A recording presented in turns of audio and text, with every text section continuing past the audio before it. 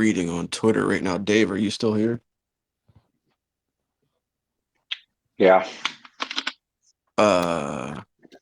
Wasn't it me and you that was talking last night about or maybe we were just talking about it on Discord about the up kicks from Pena, and then when the ref took the point, but he didn't give her back the position. Yeah. Big John tweeted finally. He said, "The point being taken has nothing to do with where the fight should resume. Whenever a fighter is on bottom and fouls the fighter on top of them, the fight should resume in the same place and position it was in when the foul occurred. If the fighter who fouls is in the top position, that fighter will lose their position and the fight will resume in a neutral stand-up position.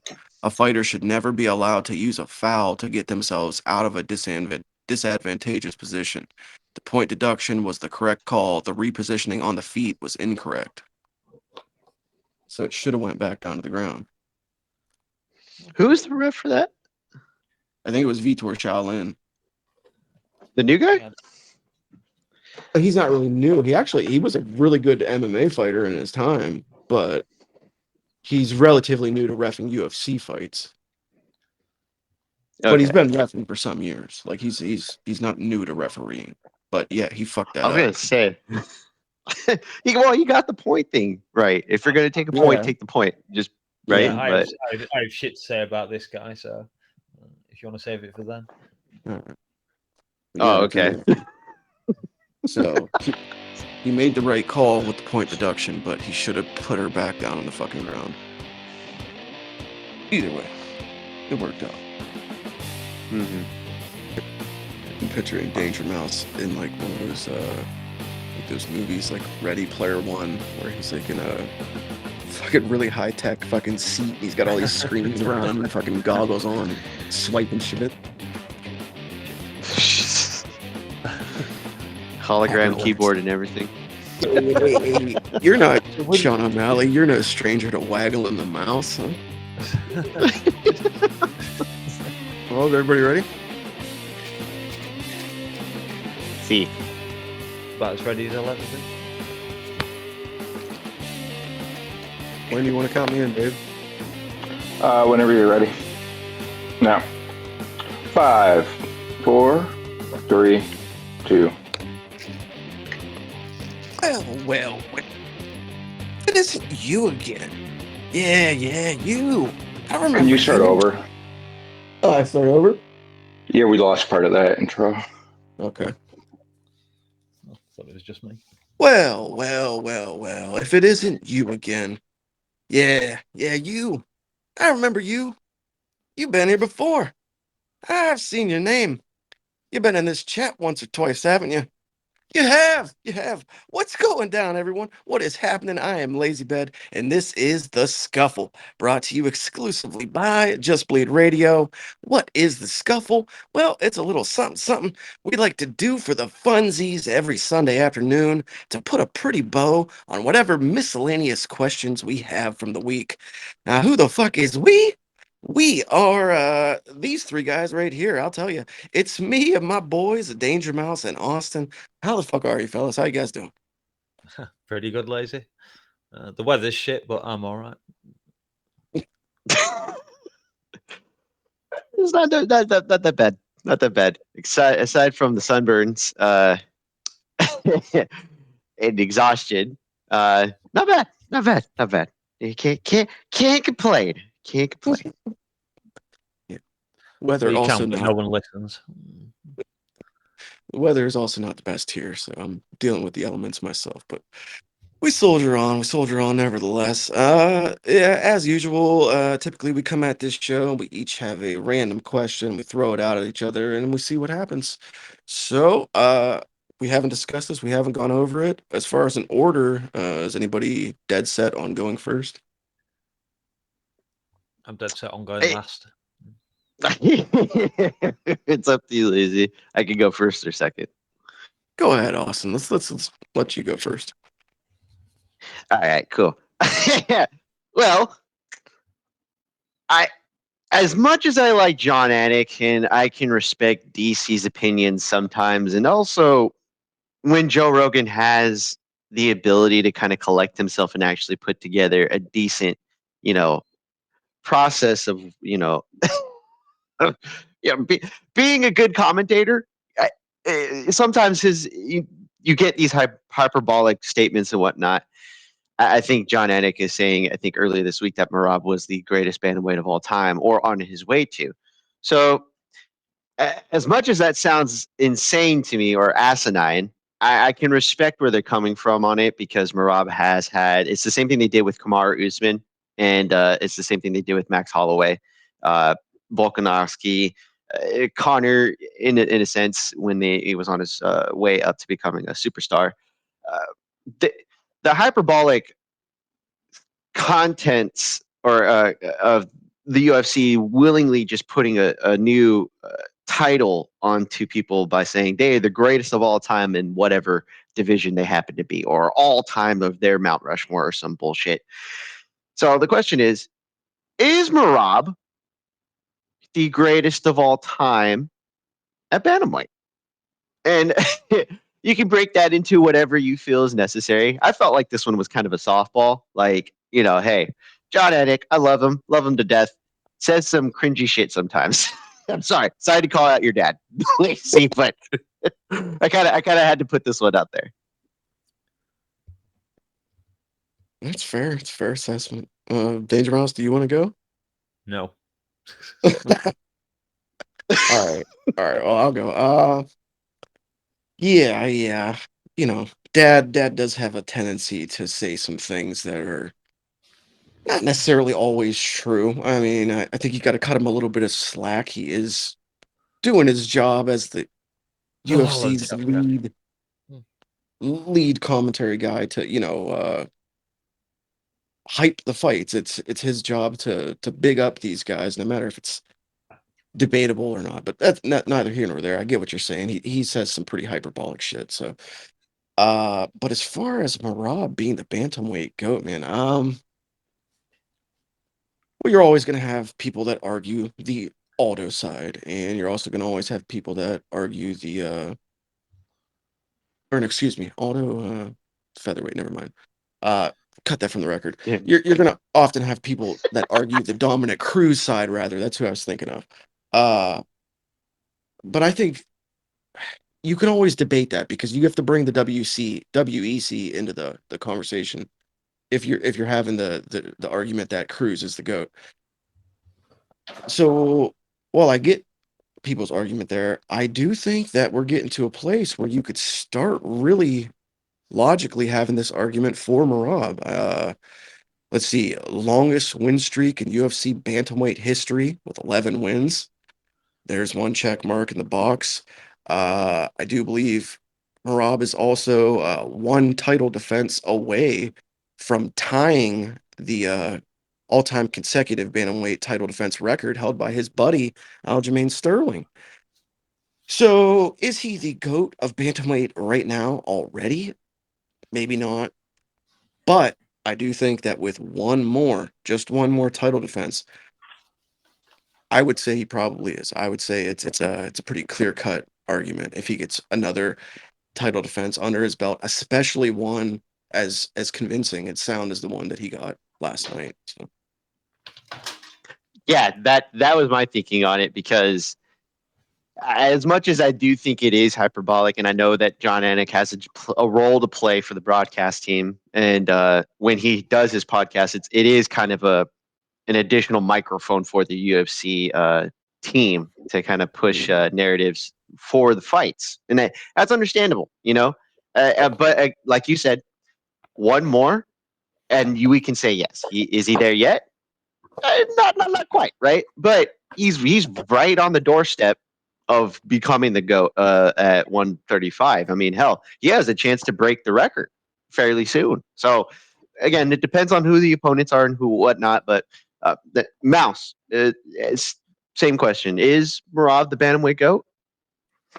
Well, I'll let Lazy go first, because, as it's well known, these lighter weights are not my favourite by any means. And then what does Lazy do? He brings Aldo into it and completely fucks it up. With me sat here screaming, "No, it's fucking Cruz, you idiot!" Jesus Christ! I was thinking featherweight for a minute. Christ. slapped down by the counter casuals. Yeah, I don't know enough about the WEC stuff and all that kind of stuff really to make a massively educated opinion on this. But as we just said, it's 13 wins in a row he's had. He's beaten. I don't know. I can't think who he's beaten off his record, but yeah, I mean, if the guys at the top of the sport are saying he deserves consideration to be the GOAT, then yeah, certainly should be the conversation. But again, like you two guys, I was thinking the same thing. If you give him another 2-3 title defenses, then yeah, then it becomes undeniable. Even if he's just beaten half the division twice, because there's no one left. Obviously, the next fight against the Nurmagomedov brother, that's going to be a tough one. But he beat him last time, so I'm going to bet on him again. I think the only thing that halts him really is his age, because he is getting on a bit now. Is he 34 now? Yeah. Yeah. So that's going to start playing into this thing. But we've seen it's not the hard and fast rule that it has to be. And if anyone's going to beat it at this kind of low weight, I would bet on it being Merab, because that guy's gas tank is just crazy. Yeah. And just to touch on what you were saying about the record, Mouse, I'll read it off for you. His last 6 fights. These are his last 6 wins. Sean O'Malley, Umar Nurmagomedov, Sean O'Malley, Henry Cejudo, Piotr Yan, Jose Aldo. Whew. Yeah. that's pretty fucking Yep. Yeah. So yeah, certainly if you both said it already, if he gets another couple of fights, I mean, what's the maximum, what's the longest record? Is it 15 in the UFC? Is that the top? Is it 15 is the I think it's 16, I think, with Anderson at consecutive wins, but for bantamweight title defenses, it is 3. It is just 3. So if he wins his next one, he'll tie the record, more or less, is what they were implying. I was on about beating that 15, 16 fights, because that's the one that seems to bring everyone down. Kamaru Usman was at that stage when Leon kicked the side of his head off, and there's been a couple of other guys who've got to that 15 number, and it just always collapses. So it'll be interesting to see if Merab can get past that. And I guess he's at 11. He's at 11.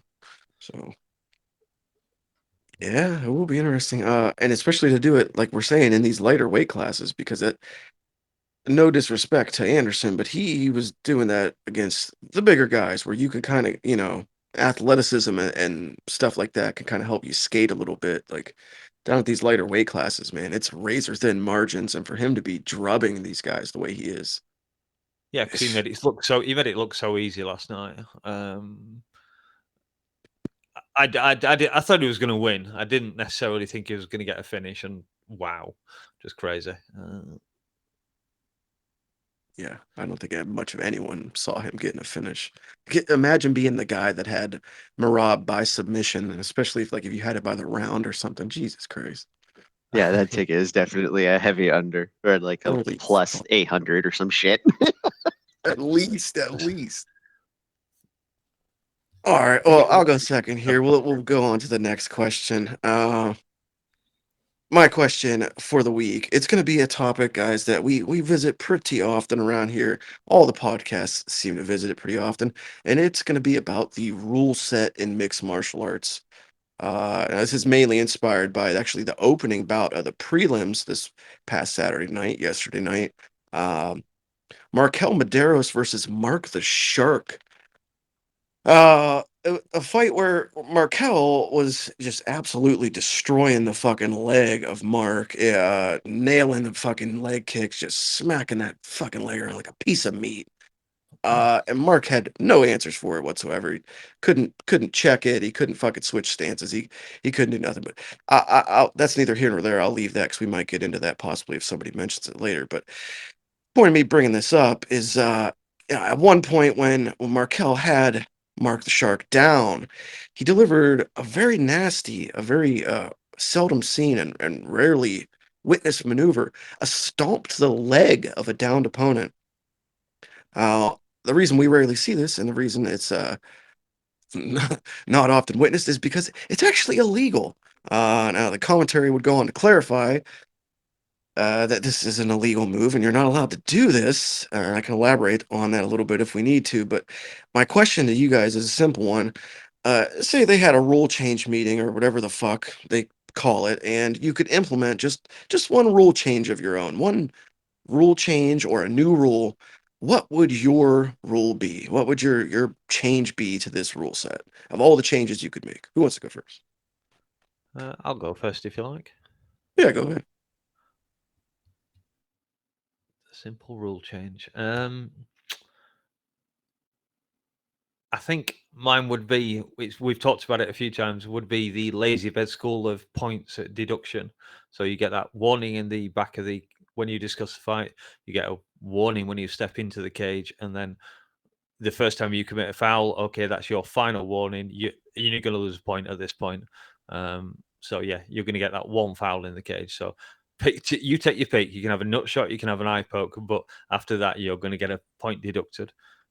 So yeah, I'd like to see refs being encouraged to be more heavy in taking away points in as an overall thing. If you want it instead of the entire LazyBed rule scoring system, I'd even go so far as to say just no.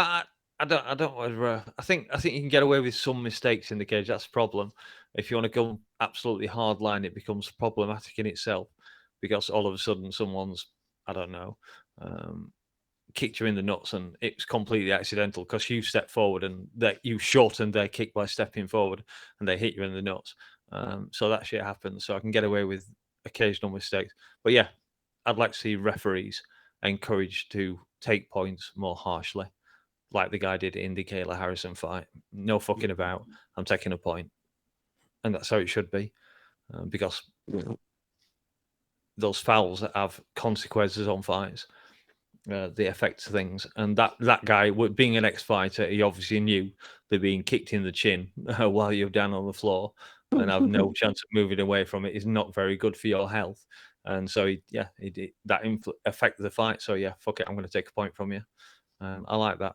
I was cheering for that guy. I know we're going to we will have discussed that on the weekend roundup. So I'll be looking forward to that then. Yeah, I like that too. At very minimum, like, because I do agree with what you're saying there. Like, if it was a completely black and white approach, it could get a little bit iffy because then you're gonna have referees really interjecting themselves into fights a lot and ticky-tacky things costing fighters a point. But I do like a more hardline approach to like determining whether or not a foul was egregious, you know what I mean? And with a more hardline approach to determining that, you can instantly deduct the point. Like, no fucking around. Like, let's just do away with this gray area and this like almost infinite loophole that fighters seem to have where they could just keep fouling. It's fucking stupid. All right, Austin, what do you think? You're sitting down with the Rules Commission, the committee, and you're getting to make a singular rule change or implement an entirely new rule. What do you think? What do you got? Well, it's interesting you say that because I wanted to ask, and I can't remember off the top of my head if it is or is not a rule change or rule set. Throwing in the towel, is that against the current rules in the unified MMA like rule book? I think, like, calling it for your fighter instead of the fighter or the ref calling it. I think I want to recall back to actually one of our old episodes. I think Super Dave put in a clip of this in one of our old shows. And I think like technically it is kind of illegal because it's illegal to throw something into the cage, any kind of an object. So I don't think they can physically throw the towel in. But yeah, let's remove away the physical act of actually throwing in the towel. Let's just call it, you know, corners being able to verbally tell the referee that their fighter's done. Continue. Yeah, that's my thinking on it. Like, because I don't believe they have the ability while the fight is ongoing. Correct? Like Right. my thing would be it should be that the corner should have the opportunity to tell an official to call the fight, whether it be a ringside additional ref or an official like a commissioner who should be able to get the attention of the fighter or the ref inside the cage. That because we've seen it, I think, all too often, where beyond the fighter's reasonable doubt of defending themselves, sometimes they're too tough for their own good, and realistically, sometimes they're their own worst enemy when it comes to this type of stuff, and they don't know. Sometimes it's the opposite, where the corner is usually the one telling them to go back out there after, like, I don't know if I got it in me, coach, and they're like, go ahead, go out there. You know, one of them being Raquel Pennington when she's getting her ass handed to her by Amanda Nunes, and she tells her corner in the fourth round, I think, like, I don't want to do this anymore, and she goes back out there because they convinced her to go back out there for an additional 5 minutes of fucking getting beat up. Like, I would like the ability for corners, and possibly this is more of a issue with the landscape and the culture of the sport, where nobody seems to call fights. They usually wait for a damage to accumulate, and then they're only allowed to call fights in between rounds, and it's usually because of a doctor stoppage, right? Or the corner basically having to kind of figure out what their fighter needs. I feel like if we have the ability, because that's 5 minutes, man. 5 minutes of taking additional damage that shouldn't necessarily need to happen. Like, if your fighter's out there with a goddamn dislocated knee and he's still out there trying to fucking fight for an additional 4 minutes after it happens, and it's like, that's undue damage. That's unnecessary. Or like he's out on his feet and for some reason the ref isn't calling it. Like, you should be able to say, hey, I no longer wish to see my fighter take punishment unnecessarily. Can we stop this? Instead, we usually get, oh, he's taking a beating. He's coming back. He's coming back. Oh, he's out. He's out on his feet, dead, unconscious. Unnecessarily damage that could be prevented had we probably have better culture about it. But I would like the ability for corners to be able to stop it like they do in boxing. I think the problem is that we also see that I think the culture in MMA usually is different, where we like to take punishment for less money. So that's all. That would be the one. Well, if I can just quickly jump in, I think there would be a stigma in MMA attached to verbal tapping for strikes. Whereas obviously when you're being choked, you can tap. If your arm's about to be broken in half, you can tap. But if you're having your head pounded on by the other guy and you verbally tap, I think you'd probably receive a bit more criticism for that than it's supposedly than you should do. I'm not sure if one of the fights last night they were talking about the guy might have verbally tapped. They were trying to track it in on the audio, but I don't think they could. But Mirzakanov, right? Yeah, I believe so. Yeah. Yeah. Yeah. No, I do. Yeah, those are DangerMouse. I agree with you there. I think that we should kind of try to remove the stigma from that, because getting your fucking face pounded in is equally as bad as getting your fucking neck or jaw cranked or your arm wrenched or Worse, something like because you're that. taking brain damage. Yeah, there's so there If you should be get your no arm broken, it'll reset. It might be not be quite as good as it was, but it will reset. Your brain does not re-heal. Trust me, I fucking know. But yeah, and I also agree with you. I think that it would be a very, very smart and a very, I guess for lack of a better word, like compassionate thing to do, to give these corners the ability to somehow speak to the referee to stop the fight during the round if they need to. Like, because like you said, 5 minutes. If you're a fighter, that's an eternity in there. If you're wanting this thing to be fucking called and it's not getting called off, and you're too proud to fucking quit yourself, like, that's a very long time for your corner to not have the ability to do their due diligence and step in and save you from yourself, and allow you to save some face and some pride, and pull you out of the fight without you having to verbally submit, or crumple into the canvas. Like, corners should have that tool at their disposal to speak to the referee during the round and say, hey, my guy's done, this is over, pull him out of there. So, like, whether that's give a ringside commissioner an earpiece where he can speak directly to the referee, and the cornerman can go to the commissioner and say, hey, pull him, and they can get to the ref's ear and he can stop whatever it is. But I think that's definitely a smart thing that they should implement. And then just to wrap up this topic, my rule change, if I had to pick one, it would be a really simple one, and it's one that's been bandied about many a times. I would like to see the return, if you want to call it, or the addition of knees to the head of a grounded opponent. I think that it's a stupid rule to have. Like, I can knee you in the fucking head as hard as I can, but I can't do it on the ground. Like, what's the difference if you're prone or if you're upright? It's still a fucking knee to the skull. It's equally concussive, equally damaging, uh, and you're just as physically able to defend yourself on the ground as you are standing up too. So I think that it's a stupid rule change, and it's one that they need to do away with, because it would save a lot of these fighters, especially in situations like last night where we go back to a place where they don't have the latest unified rule set, and once again, knees to the head of a grounded opponent have a different rule. So I think just make them all legal. Yeah, I would tend to agree with that. I do wonder, we did have the situation with the up kicks last night. Would you make those legal as well?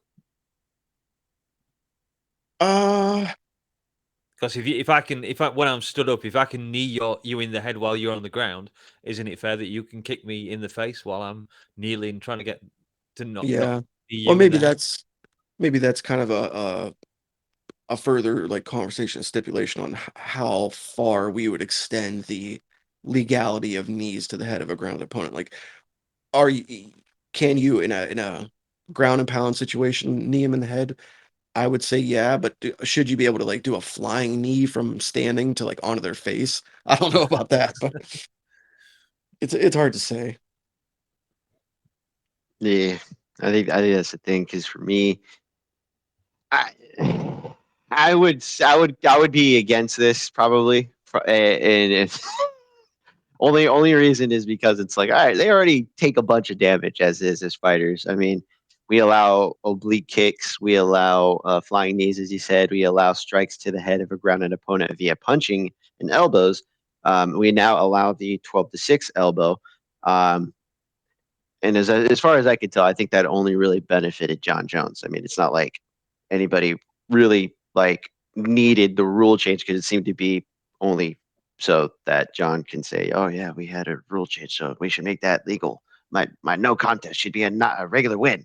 Like, that's what I kind of looked at it as. But this one, if you're going to talk about the knees to the head of a grounded opponent, I mean, where does it end?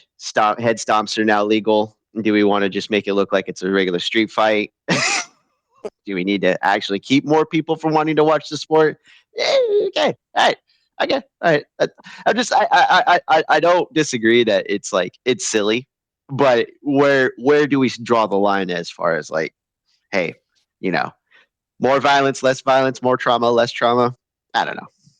That's all. Yeah. I mean, it is kind of I guess an opinion thing and a personal preference, because while I would say legalize knees to the head of a grounded opponent, I would still say keep soccer kicks illegal, because soccer kicks and stomps do seem pretty barbaric, Yeah, for some reason. but they are fun. Yeah. Well, it's just another silly one, really, when you think about it. You can wrap your shin as hard as you like around someone's head when they're stood up. Well, when they're on the ground, you can't. Yeah, it's a I safe guess you'll space. fall over more when you're stood up, so that's some protection. But Reasonable defense, I think, is the case. Reasonable defense, I think, because it's like slap fighting. No defense, right? You have to take the strike as is, whereas in competitive combat sports, you have the ability to defend yourself while doing it. And that's when you get into the context of when someone's standing, you have the ability to defend yourself. When you're on the ground, it's a lot harder because you can't really move away from it. You know what I mean? yeah, exactly. Yeah, there's a way to separate the men from the boys. We'll do shin kick league instead to head There it is. only. Yes. Let's get broken shins. Yes. All right, well, Shin, DangerMouse, you got a question for us here to wrap up this Sunday night scuffle? Yeah, I guess so. Something we can talk about, and not really a question. Well, I suppose a question in some ways.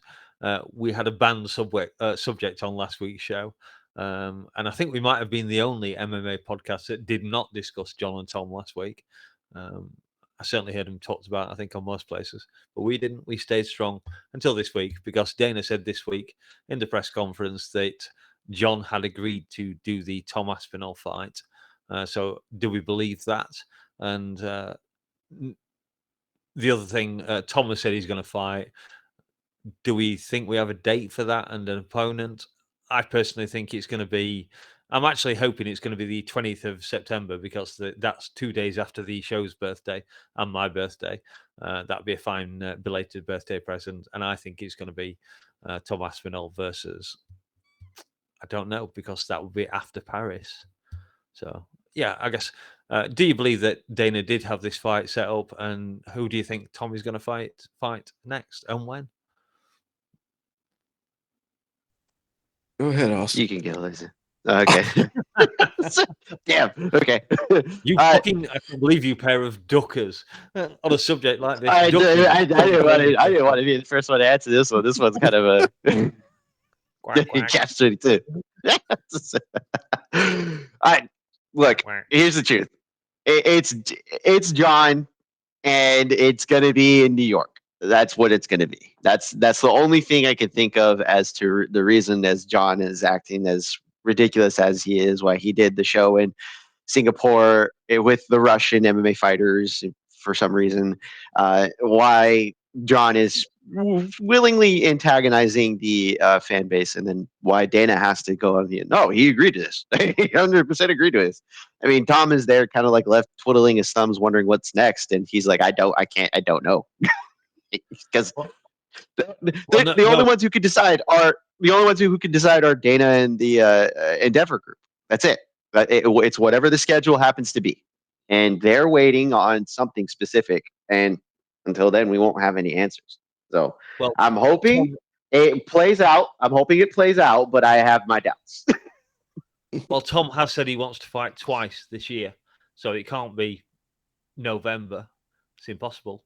That wouldn't be able to happen. I mean, he could say he wants to fight twice. Will he? Is the difference. Well, yeah, don't forget, we are in these situations. The UFC owes him fights. So if he beats whoever if he demands to fight, they're going to have to give him a fight. You can't keep him waiting and just say, "Oh, who's he going to fight? Who's he going to fight? He's only going to fight once this year. We're already in June. You can't make him fight within 2 months of after he's already fought. You're going to have to make him fight this month and then possibly get him in before December. That's you can't. No. End of December, very early October, 4th of October, he knocks whoever the fuck it is out for UFC. In fact, no, that'd be September. UFC 320 doesn't have a date yet.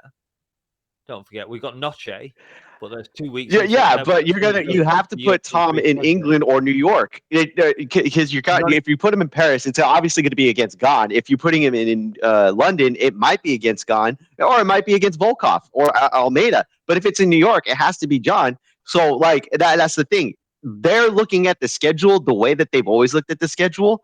We have an idea. Everything else will fit into place afterwards.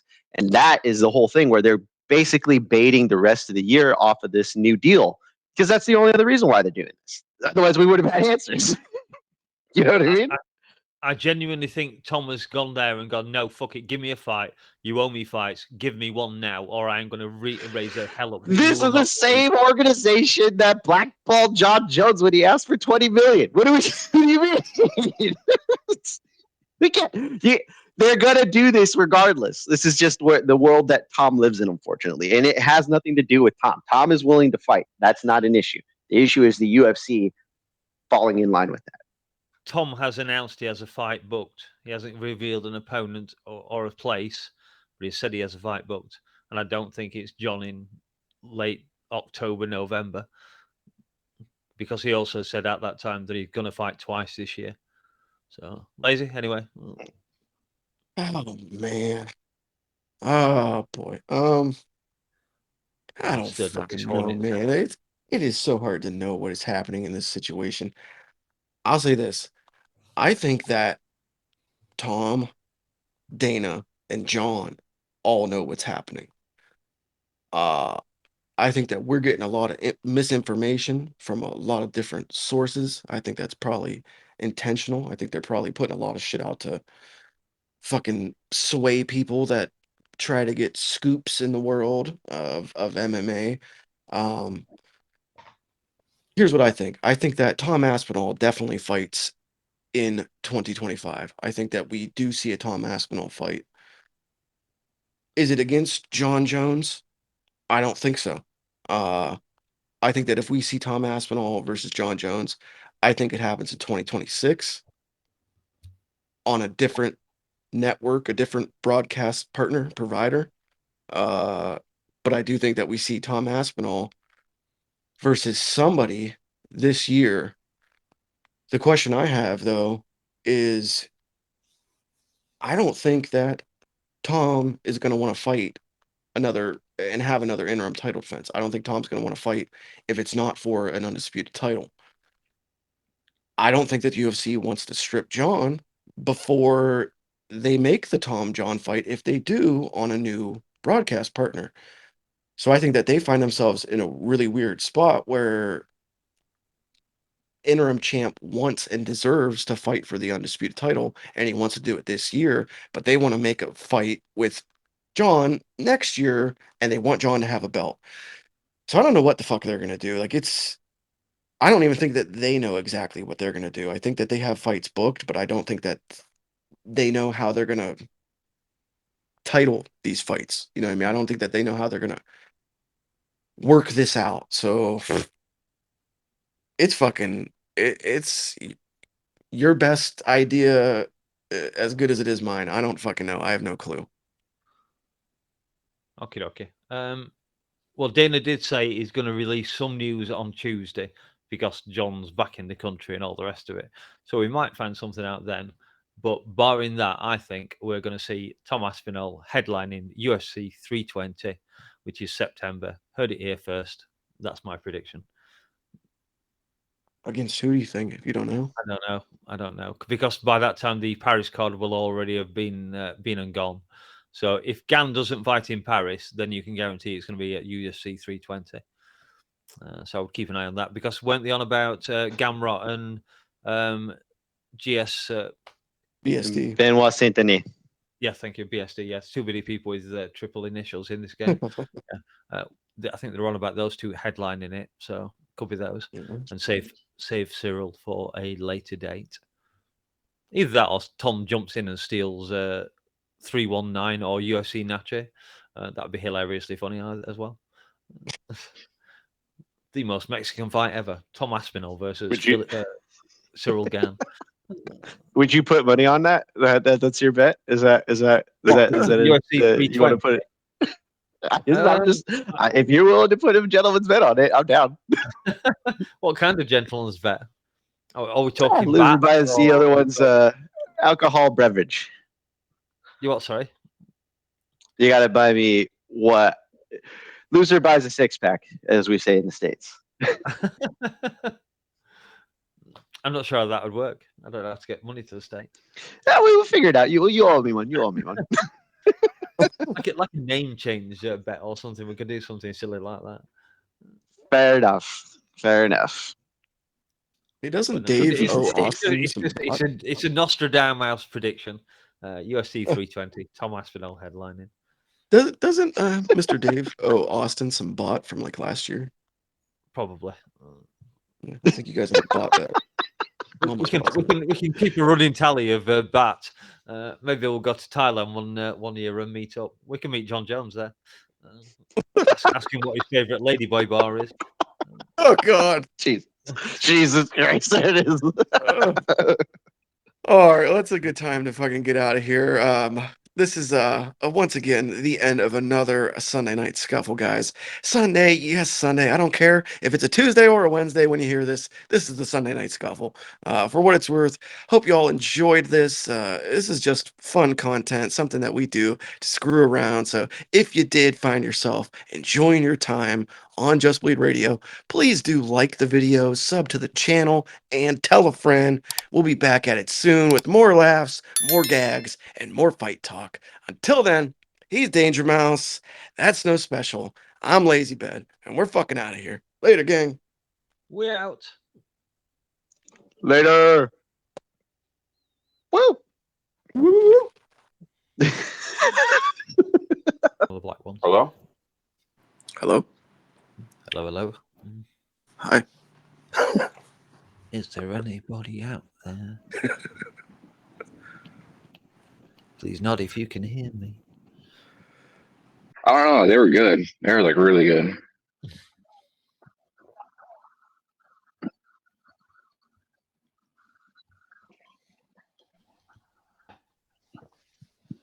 I was like anxiety attack high. But there may be a photo of my garage involved later. There you go. Oh, the cable management's got to be impeccable. Oh, cable management. Oh, no. Luke Thomas would take me out the back and shoot me if he saw my cable management. Oh, shit. Petty mouse. Yeah, I've seen this story before. I've 50 seconds and he's officially AWOL. he wouldn't have That's made just it in the military. It doesn't He's have what getting it court- takes. Clearly not. You're absent without leave, sir, and you're being court-martialed. This is mission critical time too. We can get him with desertion. See? Yeah, if you bail at wartime, they'll fucking get you for desertion. When we need him the most. Yep, our legal expert steps in.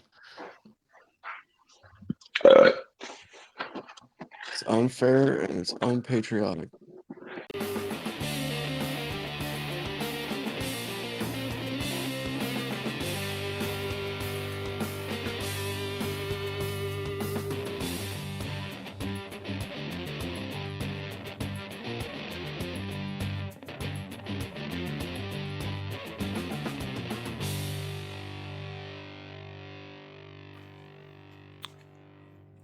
Larry was saying that you're a good boy. Is that true?